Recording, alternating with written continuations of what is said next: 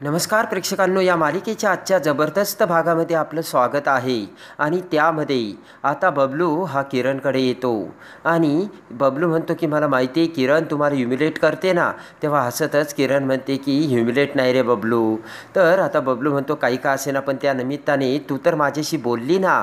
किरण म्हणते की माझा राग अजून गेलेला नाही आहे बबलू, आणि माझा राग जाण्यासाठी ना कंप्लीट तब्बल 26 मिनिटे अजून लागणार आहेत. तेवढ्यात आता सावली किरणपाशी येते आणि म्हणते किरण अगं माझं तुझ्याकडे एक काम आहे. किरण आता उठून उभा राहते. तर बबलू आता घड्याळाकडे बघत टिक टिक टिक टिक असा आवाज करू लागतो. किरण म्हणते बबलू, दोन माणसे बोलत असताना कुठे मध्ये थांबायचं हे तुला कळत नाही का रे. आणि बबलू तेथून निघून जातो. सावली म्हणते की का छळताय तुम्ही त्याला एवढं. तेव्हा किरण म्हणते की खरं सांगू का मॅम, त्याला ना त्रास द्यायला मला मज्जा वाटती. सावली म्हणते की बरं किरण, माझ्यासाठी तू एक प्रेझेंटेशन मला बनवून देशील का. किरण म्हणते तुम्ही फक्त सांगा मॅम, मी लगेच बनवून देते. आणि किरण आता प्रेझेंटेशन बनवायला लागते आणि सावली काय बनवायचं हे आता किरणला सांगू लागते. आणि इकडे आता मेंदळ्यांच्या घरी चंद्रकांतराव आणि तिलोत्तमा आता फिरून आलेले असतात. अमृता त्यांना पाणी देते आणि विचारते कसा झाला तुमचा प्रवास. तेव्हा चंद्रकांतराव म्हणतात की खूप एन्जॉय केला आम्ही. ऐश्वर्या म्हणते की बरं झालं तुम्ही आलात, आणि तसाही कामामुळे तुम्हा दोघांना वेळ मिळत नव्हता, बरं झालं तुम्ही आलात असे आता ऐश्वर्या त्यांना सांगते. आता तेवढ्यात हसतच अमृता म्हणते की आई बाबा तुम्ही कुठे कुठे फिरायला गेला होता ते तरी सांगा. ऐश्वर्या म्हणते की आत्ता ते आले आहे ना, मग ते सांगतील निवांत, पण आता त्यांच्या पाठीमागे घरात काय झालं ते त्यांना कळू दे ना गा अमृता वहिनी. ते ऐकताच आता अमृता ही ऐश्वर्याकडे बघते. ते ऐकताच तिलोत्तमा आता नीलकडे बघते आणि नील म्हणते नील काय झालं इथे आम्ही नसताना. आणि तेवढ्यात आता ऐश्वर्या म्हणते की मॉम तुम्ही नसताना घरात खूप गोष्टी घडल्या आहेत. आणि नील का रे तू यांना सांगितलं नाही आहे का. नील आता ऐश्वर्याला गप्प बसवायस बोलतो. तिलोत्तमा म्हणते की मला कोणीतरी नीट सांगेल का काय घडलंय ते. नील म्हणतो एवढं काही नाही आहे मॉम, तुम्ही अगोदर आराम करा, तुम्ही आत्ताच आलात. तर तिलोत्तमा म्हणते एवढं काही नाही आहे सांग. नील म्हणतो हे बघा एक छोटासा इश्यू आहे आणि छोटासा प्रॉब्लेम आहे, तुम्ही त्याचा एवढा मोठा इश्यू का करता. ऐश्वर्या म्हणते का करू नको इश्यू. ऐश्वर्या म्हणते की मॉम मी सांगते तुम्हाला, सारंगने कंपनीचं नुकसान केलं आहे. नील म्हणतो की सारंगने काही केलं नाही ऐश्वर्या. ऐश्वर्या म्हणते ज्याने केलं तिलासुद्धा तो काहीच बोलला नाही, आणि उलट तो तिच्या बाजूने उभा राहिला, म्हणजे तो सुद्धा त्यामध्ये सामील आहे अशी ऐश्वर्या सांगते. तिलोत्तमा म्हणते की मला कुणीतरी मला कळेल असं सांगता का. आणि त्यानंतर ऐश्वर्या सांगू लागते की मॉम आपल्या कंपनीला एक कॉन्ट्रॅक्ट मिळालं होतं, आणि घडलेली हकीकत आता ऐश्वर्या तिलोत्तमाला सांगते. ते ऐकताच आता तिलोत्तमाला धक्का बसतो, आणि वर 10 लाखांचं नुकसानसुद्धा झाल्याचे ऐश्वर्या बोलते, आणि वरून ते प्रोजेक्टसुद्धा आपल्या हातातून गेल्याचे ऐश्वर्या बोलते. ते ऐकताच आता तिलोत्तमा म्हणते की अमृता तू एक काम करायचं, आता तू ना ती पोरगी आल्यानंतर मला सांग, तेव्हा काय करायचं ना ते मी बघते असे म्हणत तिलोत्तमा आणि चंद्रकांतराव त्यांच्या बेडरूममध्ये निघून जातात. आणि इकडे आता ज्या कंपनीने त्यांचा करार नाकारलेला असतो त्या कंपनीमध्ये सावली आलेली असते. पटकन आता पिऊन हा आतमध्ये येत त्या मॅनेजरला म्हणतो की हे बघा त्या आपल्याला ज्यांच्याशी करार करायचा होता त्या इथे आल्यात आणि फक्त 10 मिनटं भेटायच्या म्हणतात. तर मॅनेजर म्हणतो नाही जमणार. पण त्यापूर्वीच आता सावली ही किरणला घेऊन तिथे येते.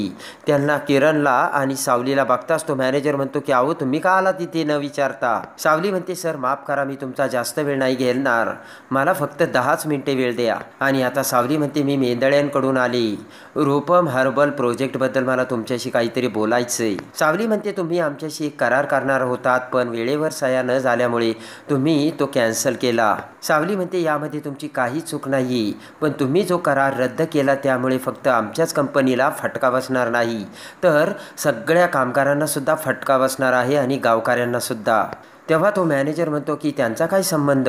सावली म्हणते मी सांगते तुम्हाला सर, आपण फक्त आपला विचार करतो, पण आपल्या बिझनेस संबंधी सुद्धा त्या बिझनेसमध्ये हातभार लावायला इतर लोकही सुद्धा असतात. सावली म्हणते की जसं इतर झाडांवरती बाकीचे जे प्राणी राहतात त्यांचं आयुष्य अवलंबून असतं, तसंच आपल्या बिझनेसमध्ये देखील आहे. आपल्या बिझनेसमध्ये सुद्धा इतरांचं सुद्धा भविष्य अवलंबून असतं. आणि लॅपटॉपवरती प्रेझेंटेशन दाखवत आता सावली त्या मॅनेजरला सगळे काही व्यवस्थितरित्या समजावून सांगते. इतर घटकसुद्धा आपल्या बिझनेसमध्ये कसे अवलंबून असतात याची सगळी माहिती झाडाचं एक्झाम्पल देऊन आता सावली त्या मॅनेजरला समजावते. सावली म्हणते की मला हे पटलं नाही. जर मला पटलं असतं तर मी इथे आलेच नसते, कारण आमच्या कंपनीने तुमचा निर्णय मान्यसुद्धा केला आहे. पण प्रश्न इतर गावकऱ्यांचा सुद्धा आहे, म्हणून मला यावं लागलं. सावली म्हणते त्यांच्या गावातील प्रगती, त्यांच्या मुलांचं शिक्षण या सगळ्यांवरती परिणाम होईल आणि म्हणून मला इथे यावं लागलं. सावली म्हणते की मी तर यामध्ये आत्ता आले सर, पण एवढ्या वर्षांचा तुम्हाला बिझनेसचा अनुभव आहे. आणि सावली म्हणते मला खात्री आहे तुम्ही योग्य तो निर्णय घ्याल. तो मॅनेजर म्हणतो ठीक आहे, मी विचार करतो. तर हात जोडून सावली त्यांना आभार मानते आणि सावली आणि किरण तेथून निघून जाताच तो मॅनेजर आता त्या पिऊनला म्हणतो की त्या रूपम हर्बल प्रोजेक्टचे पेपर माझ्याकडे पाठवून द्या. आणि त्यानंतर इकडे आता सावली सारंग घरी येता क्षणी आता ऐश्वर्या म्हणते की मॉम डॅड आले, तुम्हाला माहिती आहे ना. सारंग म्हणतो हो, मी फोन केला होता. सारंग सावलीला म्हणतो की चल आपण भेटून येऊयात. ऐश्वर्या म्हणते की तू कशाला जातो, थांब मीच मॉमला इकडे घेऊन येते, कारण मॉमने मला सांगितलं होतं ते दोघे आले की मला बोलव म्हणून. पटकन आता ऐश्वर्या त्यांच्याकडे बघत तिलोत्तमाला बोलवायला जाते आणि आता नील सारंग सावलीला हकीकत सांगतो आणि म्हणतो की जी डील कॅन्सल झाली ना त्याविषयी ऐश्वर्याने सांगितलं म्हणून मॉम चिडली. सावली म्हणते की पण ती डील तर तेवढ्याच सारंग सावलीला थांबवतो आणि म्हणतो हे बघ सावली, तू काही बोलणार नाहीस. आता जे काही बोलायचं ते मी बोलेन. सावली म्हणते पण माझी चूक आहेच ना. तेवढ्यात तिलोत्तमा तिथे येत म्हणते नाही तुझी कशी चूक असणार ग. तिलोत्तमा म्हणते की चूक तुझी नाही झाली, चूक खरं तर माझी झाली, कारण मी तुझ्यावर विश्वास ठेवला. घरातील सगळ्यांचा तुझ्यावर विश्वास होता म्हणून मी म्हटलं चला मी सुद्धा एक वेळ विश्वास ठेवते. सारंगचा सुद्धा समज होता की तू सगळी कंपनीची जबाबदारी पेलवशील, पण मला वाटतंय की आता तो त्याचा गैरसमज होता. ऐश्वर्या म्हणते की बरोबर बोलताय मॅम तुम्ही. या सावलीने सारंगला सुद्धा गुंडाळून घेतलंय आणि या पोरीने सारंगला मुठीत ठेवलंय तेव्हा तो काही नाही बोलत. आता तिलोत्तमा भोट करत म्हणते की मी तुला परवानगी दिली होती की तू ऑफिसला जाऊ शकतेस ना, आता मी तुला परवानगी देते. आणि आता तिलोत्तमा तिचा निर्णय सांगणार तोच तिथे किरण येते आणि किरण म्हणते की सारंग सर, सावली मॅडमने कमालच केली.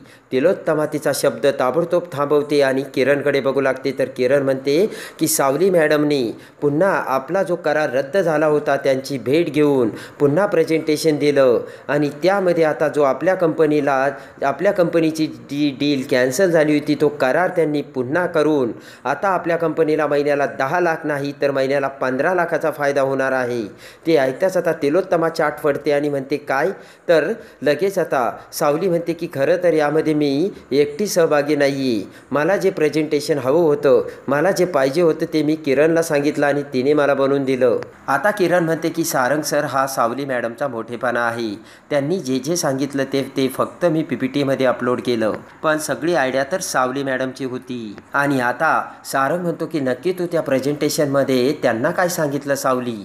किरण म्हणते की सारंग सर, नुसतं डील वाढवलं नाही तर प्रॉडक्टचा खपसुद्धा वाढवून 5 लाख प्रॉफिटसुद्धा वाढवलंय. नील म्हणतो पण हे सगळं पॉसिबल कसं झालं आणि तू त्यांना काय सांगितलं सावली. आणि तिथे प्रेझेंटेशनमध्ये जे घडलं ती सगळी हकीकत सावली आता तिलोत्तमासमोर सारंग आणि नील सगळ्यांना सांगते. सारंग म्हणतो की म्हणजे त्यांना आपल्याला जे काही हवं होतं ते सगळं तू त्यांना सांगितलं. तर सावली म्हणते हो. सारंग म्हणतो की म्हणजे वेळ आल्यानंतर आणि करार तुटल्यानंतर सुद्धा कसं काम करायचं याची जाणीव तू त्यांना करून दिली, असे सारंग आता ऐश्वर्याकडे बघत सावलीला सांगतो. आणि याचंच हे एक उत्तम उदाहरण असल्याचे सारंग बोलतो. सावली म्हणते की आपली कंपनी चांगलं उत्पादन तयार करते हे त्यांना माहिती आहे, म्हणूनच ते आपल्यासोबत करार करणार होते. पण बाकीच्या कंपन्यांना जे जमलं नाही ते आपण केलं हे आम्ही त्यांना दाखवल्याचे सावली बोलते. सावली म्हणते की थोडक्यात व्यवहार नाही तर माणुसकी सुद्धा तितकीच महत्त्वाची आहे आणि गावाचा विकास करायचा हे मी त्यांना पटवून दिल्याचे सावली सांगते. तिलोत्तमा सारंग सगळेजण खुश होतात. तिलोत्तमाच्या तोंडातून शब्द निघतात वा दॅट्स ग्रेट, खरंच तू खूप हुशार आहे. आणि तेवढ्यात तिलोत्तमा थबकते आणि रागाने तिलोत्तमा ऐश्वर्याला म्हणते बघितलं का ऐश्वर्या, हिच्यावर आरोप करायची तुला खूप घाई होती ना, बघितलं का तिने काय करून दाखवलं ते. ऐश्वर्याचा चेहरा आता काळा निळा पडलेला असतो. आणि आता तिलोत्तमा म्हणते की हे बघ, मी तुला आता सांगते घरातल्या कामाच्या जबाबदाऱ्या आणि ऑफिसमध्ये सुद्धा तुला कामात वेळ मिळायला हवा आणि ऑफिसमध्ये तुला काय काय जबाबदाऱ्या त्या सगळ्याची तुला ट्रेनिंग मिळायला हवी. आणि तिलोत्तमा म्हणते की CMO ही खूप मोठी पोस्ट आहे आणि म्हणूनच मी आपल्या शहरातले उत्तम ट्रेनर तुझ्यासाठी अपॉइंटमेंट करणार आहे अशी आता तिलोत्तमा सावलीला बोलते. आणि तू तिकडे जाऊन सगळं शिकायचं तर सावली म्हणते मी नक्की जाईल. तेव्हा आता तिलोत्तमा म्हणते की ऑल द बेस्ट. तर सावली म्हणते थँक्यू. आता सगळेजण निघून जातात तर ऐश्वर्या विचार करत म्हणते की माझ्या अपमानाचा बदला घेतल्याशिवाय मी राहणार नाही. माझं सुद्धा नाव ऐश्वर्या मेंदळे आहे. आणि सारंग आता सावली बेडरूममध्ये येताच आता हात करत सारंग म्हणतो की विजेताचा मी अभिमान करतो आणि त्यांचा मी अभिमानच करत नाही तर अशक्य गोष्ट त्यांनी शक्य करून दाखवली. आणि ज्या गोष्टीचा आम्ही विचार पण करू शकलो नसतो ती गोष्ट तुम्ही करून दाखवली असे सारंग आता सावलीला बोलतो. सावली खुश होते. सावली म्हणते की अहो हे सगळं माझ्यामुळे नाही तुमच्यामुळे सुद्धा झालंय. आता सावली म्हणते की मी राजीनामा द्यायला निघाले होते पण तुम्ही मला समजावलं तेही वेगवेगळे उदाहरणं देऊन आणि मला तयार केलं. आता सारंग म्हणतो की माझ्या वाघिणीने काय करून दाखवलं. वाघीण काय करते माहिती आहे का. जेव्हा तिला शिकार करायची असते ना एक पाऊल ती पाठीमागे येते.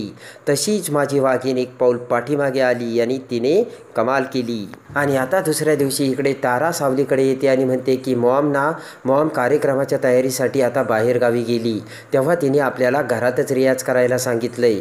तेव्हा आपल्याला सावली रियाज करावा लागेल. सावली म्हणते की अहो तुम्हाला वाटत नाही का आपण घाई करतोय म्हणून. तारा म्हणते की सावली काही नाही गा आपलं घर खूप मोठं आहे. सावली म्हणते मला ते माहिती. सावली म्हणते पण गाताना आवाज कुणालाही जाऊ शकतो तारा मॅडम. आता सावली पटकन किचनमध्ये येते तर अमृता आता सावलीला कॉफी देते. अमृता म्हणते की ऐक ना गं सावली आईने तुला त्या ट्रेनिंगबद्दल सांगितलं होतं त्याचं काय झालं. तेव्हा आता सावली म्हणते की मी त्या मॅडमशी बोलले त्यांनी मला सगळं समजावून सांगितलं अमृता वहिनी. आणि त्यांनी मला सांगितलं घर त्याचबरोबर ऑफिस कसं सांभाळायचं.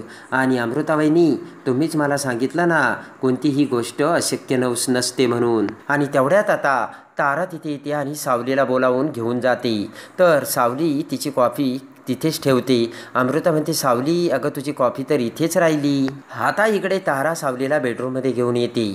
सावली म्हणते की सोहम भाऊजी गेले का. तारा म्हणते कधीच गेलाय तो. आता ऐश्वर्या ही बेडरूममध्ये येते आणि नीलला म्हणते की नील अरे एवढ्या लवकर त्या मुलीने काय जादू केली काय माहिती. तिला कंपनीमध्ये मोठी पोस्टही दिली आणि एवढ्या मोठ्या बाईकडे प्रेझेंटेशनसाठी सुद्धा पाठवलं. काय झालंय काय माहिती मॉमला सुद्धा. ऐश्वर्या म्हणते या मुलीला कधी ऑफिसचं काम येत नाहीये.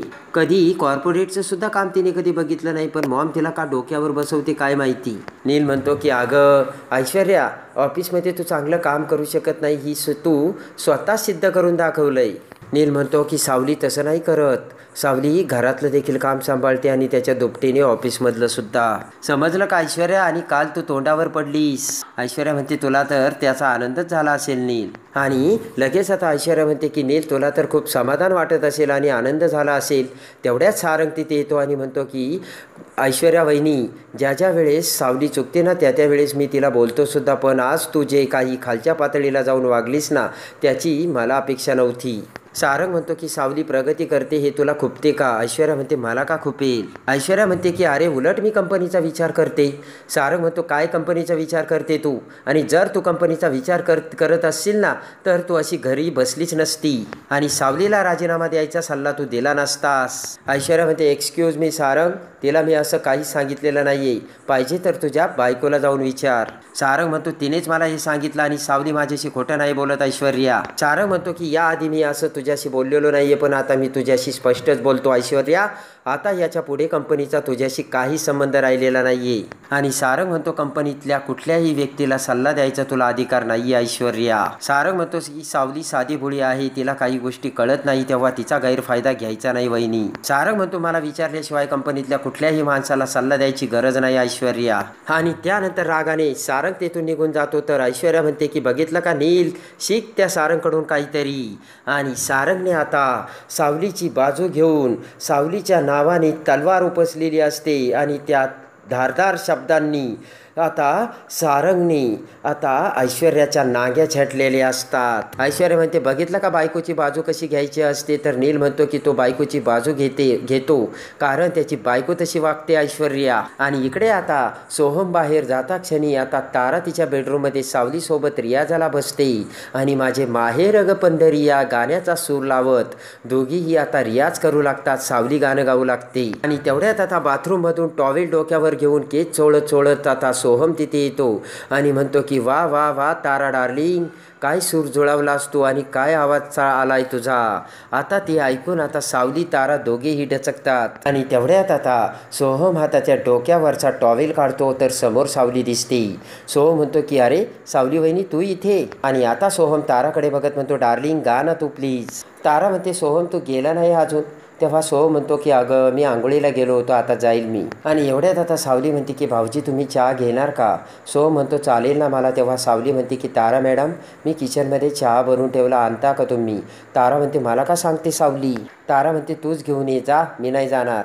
सावली म्हणते की असं काय करताय अहो, सोहम भाऊजींना चहा हवाय. तर आता सावली खुणावते तर तारा म्हणते हो हो. तारा म्हणते आणते ना मी चहा. आणि सावली ताराला बाहेर पाठवते. थोडक्यात आता सावली बचावलेली असते आणि तारा जाता क्षणी आता सावली सुटकेचा श्वास सोडते. आणि त्यानंतर आता घरात रियाज करता न आल्यामुळे तारा ही दुसऱ्या दिवशी सावलीला घेऊन आता भैरवीच्या घरी रियाजाला निघालेली असते. आणि त्याच वेळेस आता ऐश्वर्या ही दोघींवरही पाळत ठेवून असते.